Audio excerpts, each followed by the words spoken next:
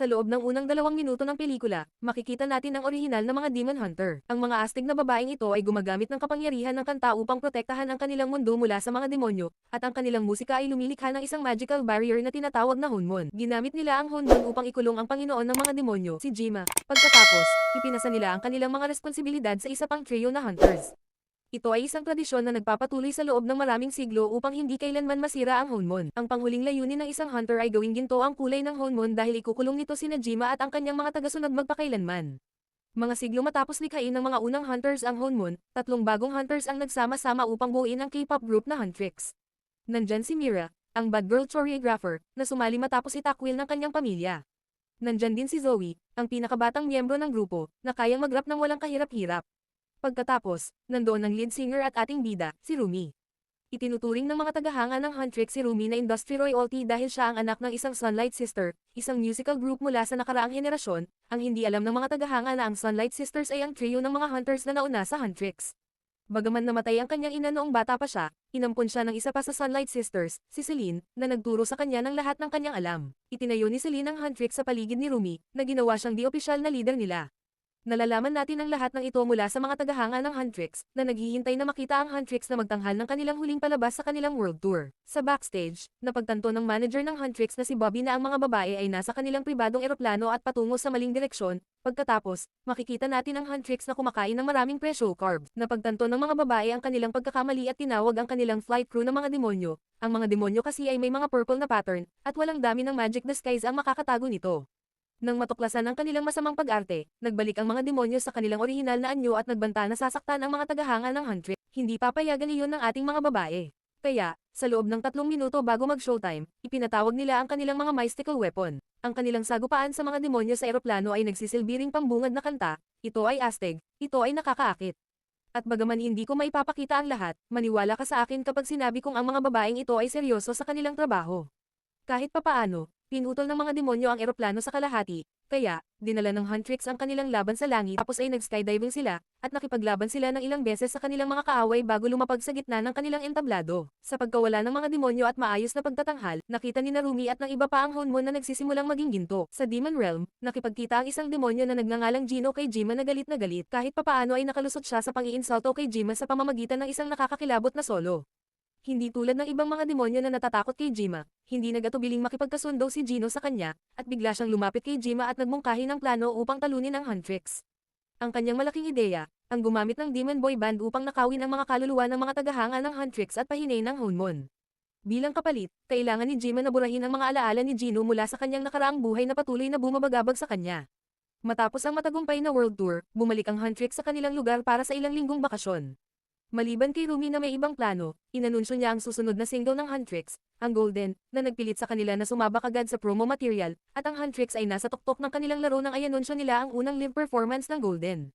Ngunit habang naghahanda sila para sa show, isang twist ang inihayag, dahil si Rumi ay may mga demonic patterns.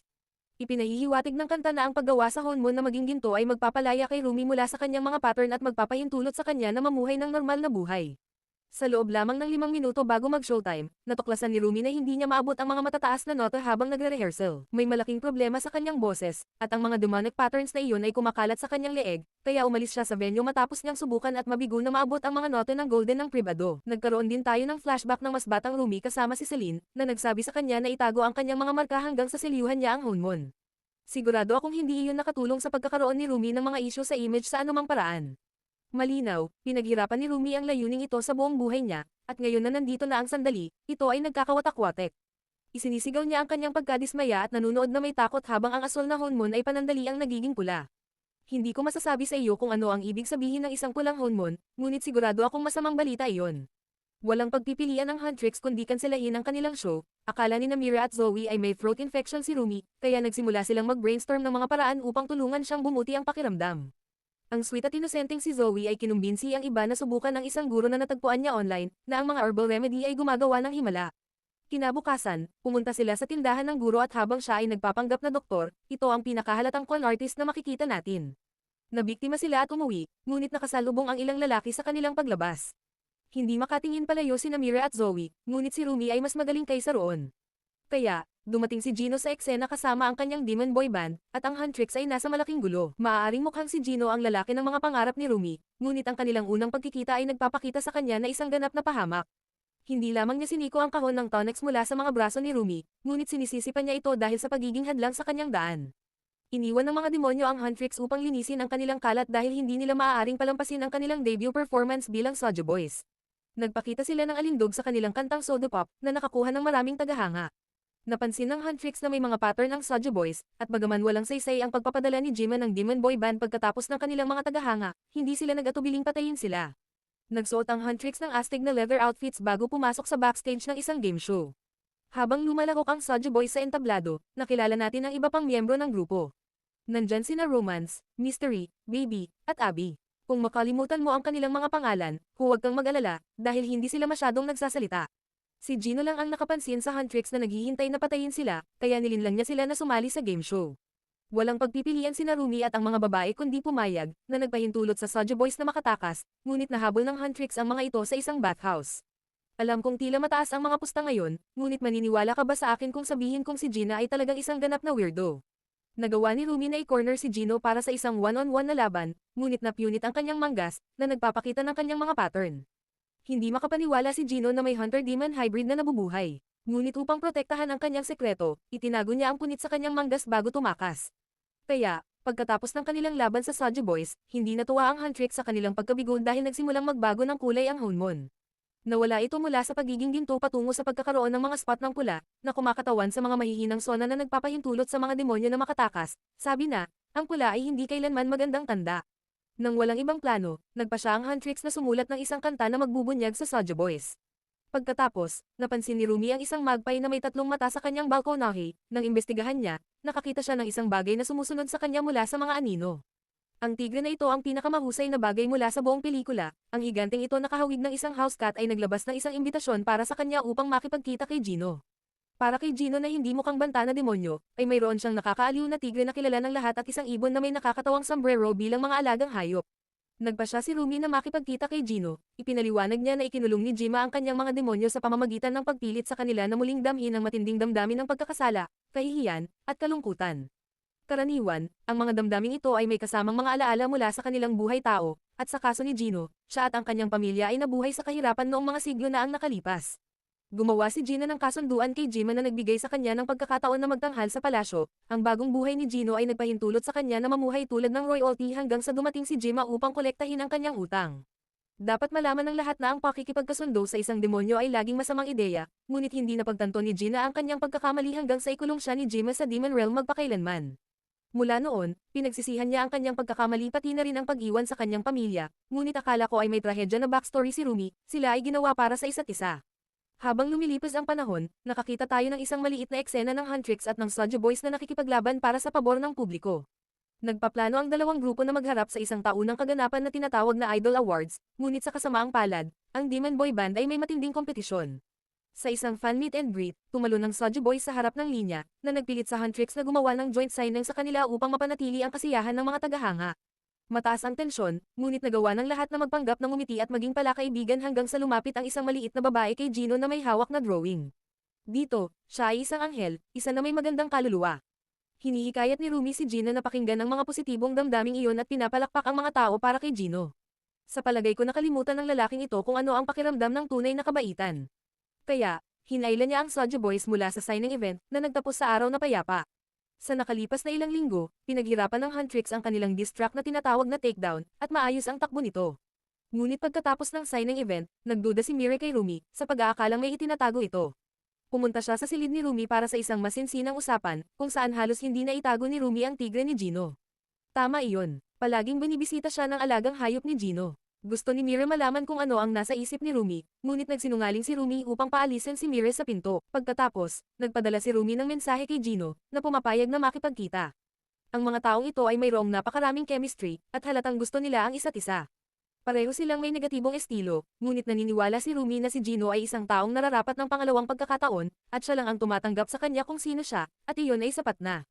Kaya, hiniling niya kay Gina na tulungan ang Huntrix na manalo sa Idol Awards, sa paniniwalang ang paggawa sa Honmon na maging ginto ay magpapalaya sa kanilang dalawa mula kay Jima. Natatakot si Gina, Ang kawawang lalaki ay may mga siglo ng trauma na kailangang lampasan, ngunit hindi niya maaaring tanggihan ang kanyang damdamin para kay Rumi at nangako na pag-iisipan ito. Ang gabi bago ang Idol Awards, sinabi ni Rumi kina Mira at Zoe na hindi niya gusto ang kantang Takedown. Nag-away sila tungkol sa kakaibang pag-uugali ni Rumi sa panahon ng Demon Hunting Patrol. Habang nagpupumilit silang lumaban bilang isang team, nawalan sila ng isang buong tren ng mga sibilyan. Matapos mabigo na iligtas ang mga pasahero ng tren, pumunta si Rumi upang makipagkita kay Gino sa huling pagkakataon, at kinumbinsi ni Rumi si Gino na tulungan siya matapos silang magtanghal ng isang romantikong power ballad na magkasama. Nalaman din natin na ganap ng gumaling ang boses ni Rumi at hindi na binabagabag si Gina ng mga demonic voices sa kanyang ulo, ang dalawang ito ay mukhang napakaganda magkasama. Galit si Jima sa romansa at kaligayahan, kaya pagkatapos umalis ni Rumi, ipinatawag niya si Gino sa Demon Realm. Nakikita at naririnig niya ang lahat ng ginagawa ng Soja Boys habang nasa Earth sila, kaya walang itatago sa kanya, nagsimula siyang hamanin si Gino sa pag-iisip na magiging matagumpay ang plano ni Rumi. Nangako si Gino na hindi niya kailanman inilaan na makipagtulungan kay Rumi at nilalaro lamang niya ito. Gusto kong maniwala na nagsisinungaling ang idol natin, ngunit sa palagay ko ay ang kapangyarihan ng pag-ibig ay hindi mas malaki kaysa sa psikolohikal na digmaan ni Jima. Nagkaroon ng magandang gabi si Rumi pagkatapos ng kanyang masinsinang usapan kay Gino, nakipag-usap siya sa kanyang mga matatalik na kaibigan at kinalimutan ang kanilang mga hindi pagkakaunawaan sa nakaraan. Sa halip ay nagpa siya din silang kantahin ng Golden, na isinantabi ang kanilang low-key violent diss track. Sa Idol Awards, nagkaroon ng hindi pagkakasundo ang Soja Boys na pumihil sa kanila na umakyat sa entablado. Pumalit ang Huntrix at sumabak agad sa isang pagtatanghal. Sa pagnanakaw ni Rumi ng palabas at ngayong nabawi na niya ang kanyang boses, ay pumunta sina Mira at Zoe sa gilid habang nagpe-perform si Rumi ng kanyang solo. Habang naghihintay sila para sa pagbalik sa entablado, ay nakita nila si Bobby na kinidnap ng mga random na lalaki. Siyempre, pumunta sina Mira at Zoe upang iligtas ang kanilang all-star manager, na hinahabol sila sa backstage.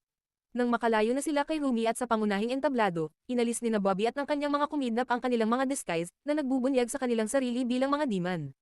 Nilinlang at nahiwalay kay Rumi, na hindi na napigilan ng mga ito ang mangyayari pagkatapos. Biglang tumigil ang golden track at pinalitan ito ng mas marahas na takedown diss track. Dahil sa bigla, ay kusang loob na pumasok si Rumi sa choreografya para sa takedown. Nang magsimula ang track, nagsimulang magulo ang mga bagay nang sumali sina Mira at Zoe sa kanya sa entablado. Walang babala, pinunit nila ang kanyang mga damit, na nagbubunyag ng kanyang mga demonic patterns. Siyempre, hindi alam ng mga manunood kung ano ang tinitingnan nila, ngunit tapos na ang pinsala. Tumakbo si Rumi palayo sa entablado at natagpuan ang totoong Mira at Zoe na naghihintay sa kanya. Nasaktan sila na itinago ni Rumi ang ganoong kalaking sekreto mula sa kanila at ginawa nila ang itinuro ni Celine sa kanila. Habang itinaas ni Mira at Zoe ang kanilang mga armas laban sa kanya, ang tanging magagawa ni Rumi ay tumakbo. Natagpuan niya si Gino, na naghanda ng buong bagay, at pinagtaksilan niya siya.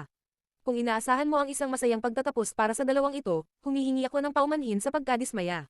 Iginiit ni Rumi na maaari pa rin siyang makalaya mula kay Jima, ngunit kakailanganin ng higit pa sa ilang midnight meetings at magkakabahaging sekreto upang tulungan siyang makabawi mula sa mga siglo ng psikolohikal na pagpapahirap.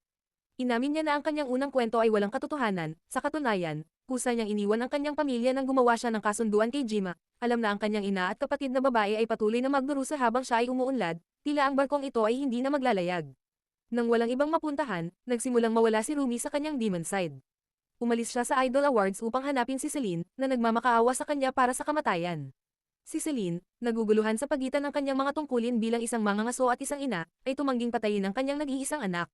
Dahil hindi gagawin ni Celine ang kinakailangan, tumanggi si Rumi na protektahan ang lumang Honmon at ginamit ang kanyang bagong natuklasang kapangyarihan ng demonyo upang mag-teleport palayo. Bumalik sa Soja Boys, sinasamahan nila ang kanilang mga tagahanga patungo sa isang arena kung saan nangangako silang maghahatid ng isa pang show na magpapagaan ng kanilang mga espiritu. Bumubulong si Jima sa isip ng mga tagahanga, nagpapakain sa kanilang mga kawalan ng kapanatagan at binabaluktot sila sa kanyang kalooban. Kasama sa kanyang mga biktima sina Mire, Zoe, at Bobby. Sa arena, lumabas ang Soja Boys sa kanilang anyo ng demonyo upang itanghal ang Your Idol, isang kanta na nagdadala kay Jima sa Earth, at sa kabutihang palad, dumating si Rumi sa huling segundo. Nang walang natitira pang mawawala, inamin niya ang pagtatago ng kanyang totoong sarili, at ang kanyang boses ay nagpabalik kina Mira at Zoe mula sa kontrol ni Jima, at sumali sila kay Rumi sa entablado. Nagpatawag si Jima ng isang hukbo ng mga demonyo upang pilasin sila, nakasama ang Soja Boys. Kinorner ng iba pang Soja Boys sina Mira at Zoe, na nag-iwan kay Rumi na bukas para sa isang full-on blast mula kay Jima, at napaslang na sana siya kung hindi dahil kay Gina na tumalon sa harapan. Nag-alay ng buhay si Gino para sa grupo. Dahil sa kanyang sakripisyo, nagawa ni Rumi na ipagpatuloy ang laban. Samantala, nagsimulang makawala ang mga manunood mula sa kontrol ni Jima at umawit kasama ang Huntrix, na nagpapalakas sa Honmon at sa kanilang mga idols. Sa suporta ng kanilang mga tagahanga, hindi lamang nila tinalo sina Jima at ang Soja Boys, kundi lumikha din ng isang bagong Honmon.